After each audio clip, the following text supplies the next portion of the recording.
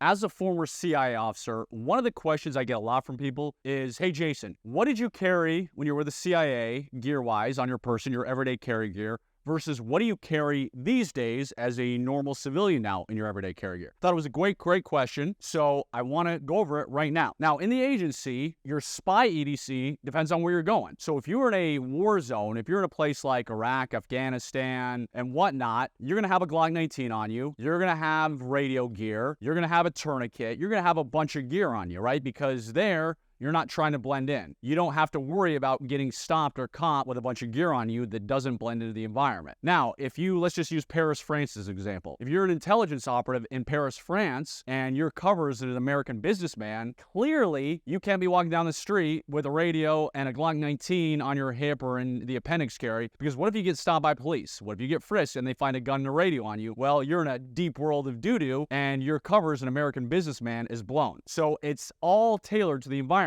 In Paris, France, if your cover is an American businessman who works for a computer company, well, you're not going to have any stuff besides what a normal American businessman would have in that area for that specific job. So you're going to have the correct pocket litter, which means your business card, which says John Doe, whatever your cover name is, who works for ABC Computer Corporation. You're not going to have the gun. You're not going to have a bunch of stuff on you. Depending on where you're at in the threat level, you may have a collared shirt where sewn in is a match for emergency purposes, or a razor blade, or maybe a handcuff key, or maybe in the cuff of your pants, you're going to have a lockpick set. So it's all case by case by case, because going back to what I said earlier, is remember, in the intelligence world, you need to blend into your environment. You're supposed to be the most boring human being who doesn't stand out in a crowd as you are conducting your job, because that's the whole point of being in the CIA, is you need to blend in. You need to be a ghost. You can't draw attention to yourself, so you can't clearly have a ton of gear on yourself and look like Rambo as you're walking down the streets of Paris, France. So that is what you would carry in the spy world, depending on your circumstances. As for now, for my everyday carry gear, well, guess what? I am living life as a normal civilian. I don't have to blend in. I don't have to pretend to be somebody who I'm not really. And often you'll find me first, I'm gonna have a gun on me. Not often, I'm always gonna have a gun on me, unless I can, meaning I'm going to a courthouse, I'm going to the post office, I'm going to some type of government building. This right here is just one of my 6-hour P365s. This is the one that holds 17 rounds. I have a outside the waistband leather holster here. I love leather holsters. I love Kydex holsters. So I've got a huge box of holsters.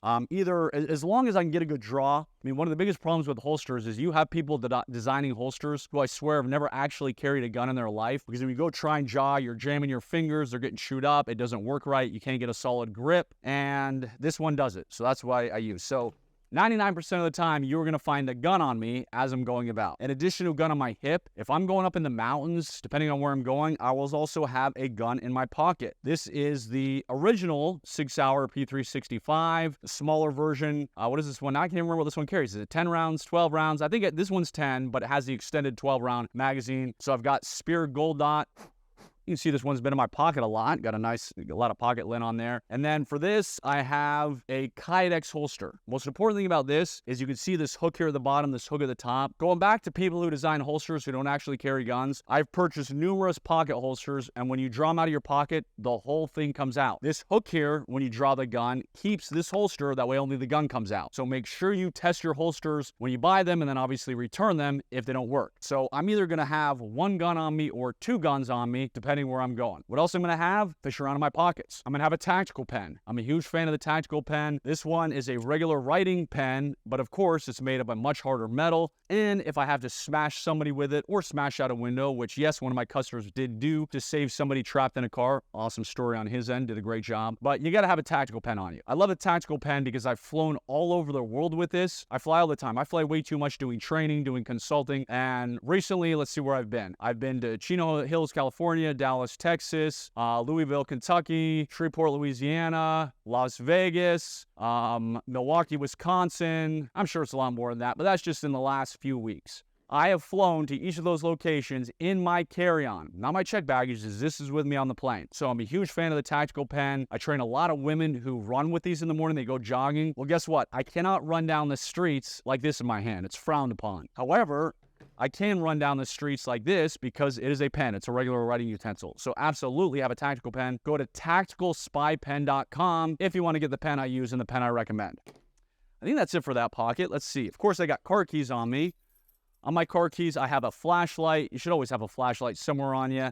And then I have a handcuff key because I do a lot of training where I teach people escape and evasion, how to escape handcuffs using a bobby pin, using a hair barrette. But I always have a handcuff key on me because I want to make life easier. So I'm going to use this, of course, if I can. And the backup is the bobby pin. The backup is the hair barrette. So that is, my keys aren't set. I don't want a huge, giant, like a million things key ring. I hate that. So I try and keep it kind of minimalist, not have too much stuff on it. Of course, a knife. I'm a knife junkie. I own 1,000,001 pocket knives. This is one of the many great pocket knives that I own. So you should always have a knife on you wherever you can legally carry it. Another no-brainer. Let's see.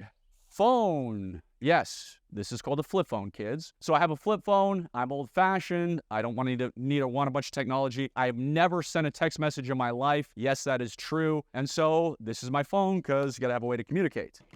What else?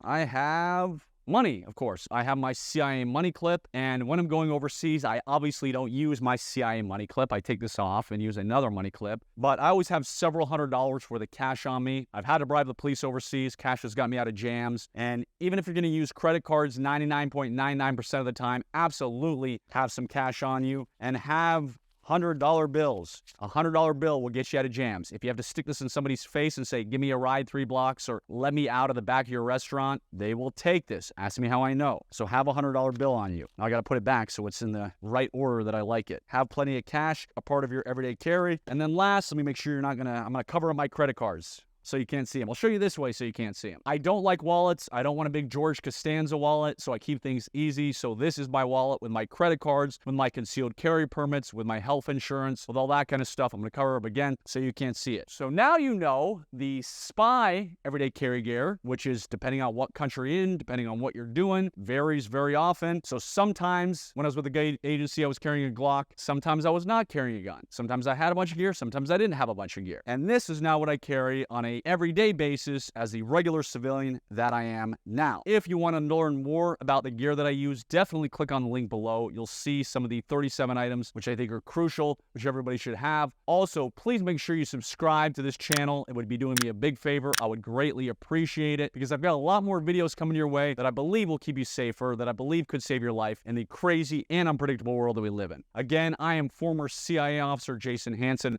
My mission is to make you safer. And God bless you, God bless your family, God bless America.